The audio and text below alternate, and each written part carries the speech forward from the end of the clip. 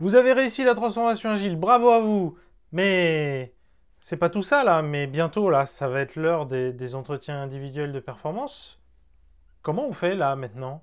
Dans cette vidéo, on va essayer de vous donner un peu de contexte, quelques idées, quelques lignes de conduite, justement pour traiter de manière différente les évaluations annuelles et le faire de manière cohérente avec l'organisation agile. Je suis Jean-Pierre Lambert, coach agile indépendant et j'anime Scrum Life, la chaîne YouTube qui parle d'IT et d'agilité sans détour, sans tabou et avec humour. Et si c'est le genre de sujet qui vous intéresse, abonnez-vous.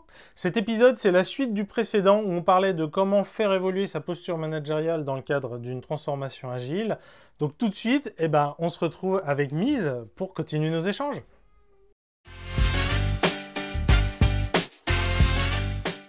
Bon, tout ça, c'était très bien, mais si on rentre dans le concret, dans le dur, moi j'imagine déjà les problématiques des managers. Bon, et l'évaluation annuelle. Parce qu'on change plein de choses et tout. Donc, comment, en tant que manager, moi, je fais l'évaluation annuelle dans ce nouveau monde, dans ce nouveau délire? Oui, et en plus, ça, c'est vraiment un sujet de cadre. Et c'est souvent un sujet qu'on retrouve à la fin des transformations agiles ou dans toutes les entreprises libérées. Au bout d'un moment, ils se posent la question du oui, mais alors comment on fait pour définir les augmentations de salaire et même définir les salaires? Il y a un des principes dans Montessori Extended, dans les axes de la collaboration, qui est ne pas se sentir jugé ou évalué, mais permettre l'auto-évaluation. Donc de fait, déjà là, tu te dis être évalué par un manager, non. Être évalué par un comité de rémunération, non. Permettre l'auto-évaluation. Ok. Dans certains systèmes d'évaluation de la performance, on part d'une auto-évaluation qui est ensuite soumise au manager pour qu'il évalue. Mais ça ne marche pas, parce qu'il y a quand même une évaluation.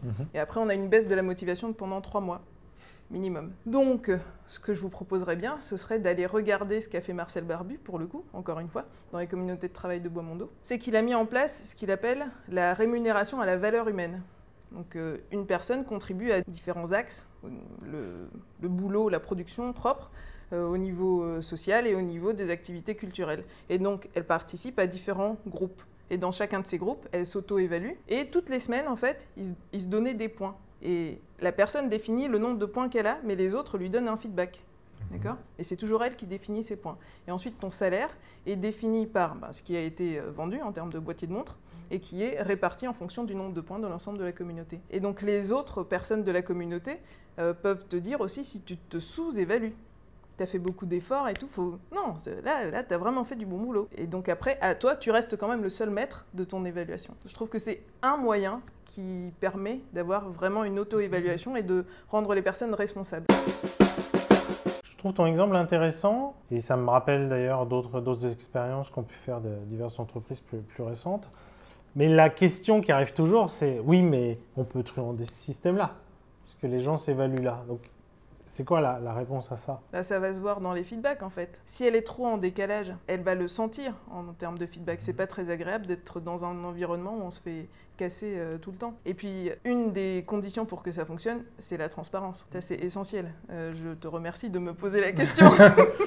Mais je pense que c'est même d'ailleurs souvent la première étape, avant de définir le nouveau schéma de rémunération ou mode de rémunération. Mais déjà, combien on est tous payés? Sans aller dans cet exemple qui est très concret et très pertinent, c'est juste déjà on a une règle qui est la même pour tout le monde. Et donc du coup, forcément, on connaît le salaire de tout le monde puisqu'on a la même règle. Donc oui, la transparence, clairement, est toujours au cœur. Et en fait, c'est souvent ça qui fait mal. Enfin, je sais que la première règle, c'est quand même, en tant que manager, je sais combien gagnent tous mes subordonnés, mais eux ne savent pas combien je gagne. Et pareil, au-dessus, ça c'est quand même la première règle. Ça, c'est aujourd'hui. Et effectivement, demain, ce qui serait bien, c'est que tout ça soit transparent. Parce qu'à partir du moment où les gens savent ce que chacun gagne, là, miraculeusement, les feedbacks pleuvent. De toute façon, je pense qu'on mettra dans la description des liens vers ces travaux-là, je pense. Oui, c'est très intéressant. Les communautés de travail de Bois-Mondo, c'est une expérience à revisiter régulièrement. Il a initialisé énormément de choses. Moi, c'est une vraie source d'inspiration.